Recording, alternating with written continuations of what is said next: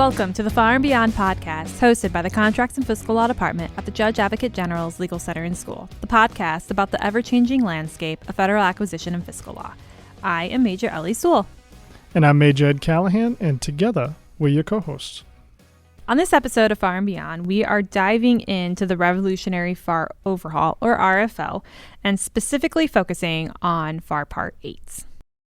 So we've been talking a lot about the Revolutionary FAR Overhaul in different contexts, and I'll be honest with you, not a lot of it has felt very revolutionary. Is this another one of those sections where it's almost just like moving furniture around on the deck and not actually changing substantially? So this is actually one where this really was like a full-scale renovation. We're talking about a complete restructuring of FAR Part 8, which deals with the required sources of supplies and services. And the goal is driven by both those executive orders we've talked about before to eliminate anything that isn't statutory or essential to sound procurement. All right. Well, then why don't we start back with the basics for our listeners and, a little bit for me too, if we're being honest. So before we get to the new, can we refresh on the old? How does the Federal Supply Schedule, or FSS, actually work under the current system? So that's a great starting point. The FSS program, managed by the General Services Administration, GSA, provides agencies with a simplified process to get commercial products and services at volume buying prices. So instead of a full-blown FAR Part 15 negotiation, you're essentially ordering against pre-negotiated contracts. Right. It's the government's preferred customer catalog. Now, what has the RFO done to this? Are some parts really just gone? Yes, and this is where that whole, this is a full-blown renovation that we just talked about. This is really the first big change to note. FAR Part 38, which was the FSS contracting section, and FAR Part 51, which was use of government sources by contracts, have both been completely deleted and reserved. Their essential text has been integrated directly into the new RFO FAR Part 8. So we're basically taking 3 FAR parts and putting them into just one. All right, so I'll just stick to FAR Part 38 for this one since it's the one I've been in before. FAR Part 38's gone, so where do the actual ordering procedures live now? The ordering procedures for the FSS have moved out of the FAR entirely and into the General Services Acquisition Manual, or GSAM, Part 538. The FAR now simply points you to GSA's own regulations for the how-to of ordering. So that does seem like a major shift in authority. So does that change the actual law of the land? Or how are we advising our clients on placing these orders now if we're not finding the rule in the FAR? It does. It does change some things. So the new GSAM framework is much less prescriptive than the old FAR subpart 8.4. So for example, key language change, quotations are not offers. This means the Federal Supply Schedule RFQ procedures are no longer considered source selections in the traditional sense. So that's a pretty massive distinction for protests. If it's not a source selection, does that mean we don't need any evaluation plans or scoring, anything like that? Yes. So the GSAM clarifies that ordering activities are not required to have evaluation plans, score quotations, or establish a competitive range. You can even communicate with a single best-suited quoter to wrap up issues before award. That is a pretty significant change. Anything else that was added or changed in the language? We have a new hierarchy. So the old use of other sources in the old FAR part is replaced by a much stronger section 8.104, use of existing contracts. It introduces required use contracts, which are a new Tier 4 designation of spend under management. For commercial items, you must use these required use contracts unless the head of the contracting activity grants an exception. Okay, so required use, quote unquote, is mandatory.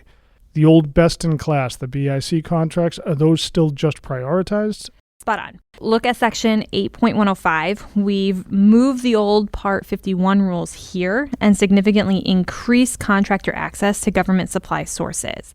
Previously, this was mostly for cost reimbursement contracts, but now it's permitted whenever it's in the government's interest.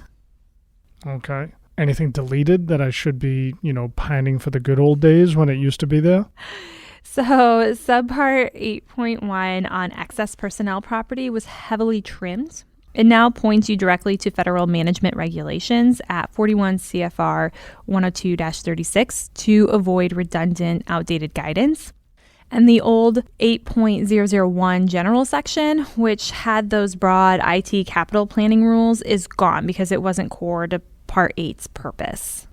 So I guess I'll spare you as my Air Force counterpart of talking about the AFARs, but let's talk a little bit about the DFARs. Our defense colleagues, all of us, are always used to dealing with some extra layers. So what's the word on these in this change? So the Department of War issued a class deviation that mirrors the FAR overhaul. Just like the FAR, DFAR's Part 251 is now reserved, and its content is consolidated into DFAR's Part 208. Any DOW-specific nuances that we should watch for?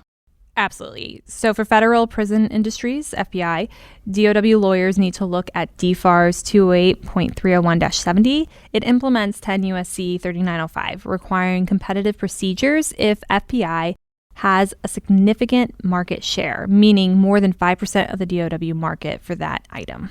And I was looking for it because it's all over the news these days, but I did notice some specific clauses in the deviation text for things like precious metals.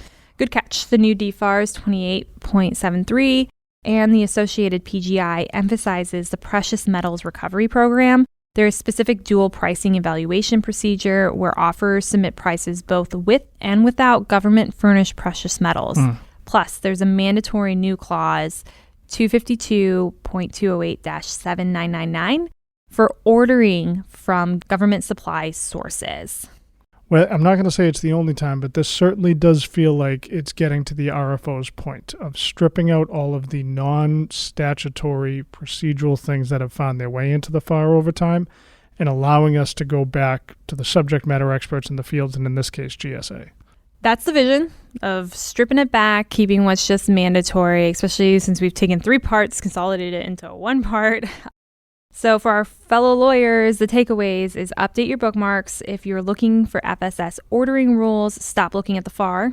You're going to need to start reaching out to the GSAM Part 538 for that information. And remember, the timeline for a brief explanation for unsuccessful quoters is now a strict 3 days. 3 days. Got it. It's quick. Well, I got some reading to do in the GSAM, it sounds like. Yep, and they do link it in the FAR. So if you go to FAR Part 8 now, they do have a link for it for you to go straight there. So it is still easy to find. It's just not considered text of the FAR now. All right. Well, thank you, everybody, for joining us in today's episode of The FAR and Beyond. Please make sure to follow us and subscribe on your favorite podcast platform. The views expressed today are those of the presenters, not that of the Judge Advocate General Corps, the Department of the Army, Department of the Air Force, or the Department of War.